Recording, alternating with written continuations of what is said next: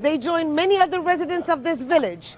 Elderly men, women and children were told to stand on this side of the road, whereas teenage boys and young men were separated and told to stand on the opposite side of the road. Radi says he had no idea what would lie ahead as Israeli soldiers took them away. First they pushed us, shoved us and insulted us. Then they divided us in small groups and used us as human shields.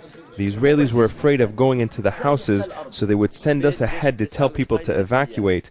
They made me dig holes in the wall and enter the houses first to check in case they were booby-trapped. We were put in front, so in case of gunfire, we would be the ones on the receiving end.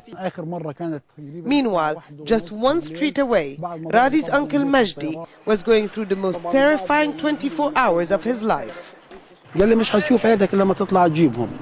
The officer said I would not see my family if I didn't do it.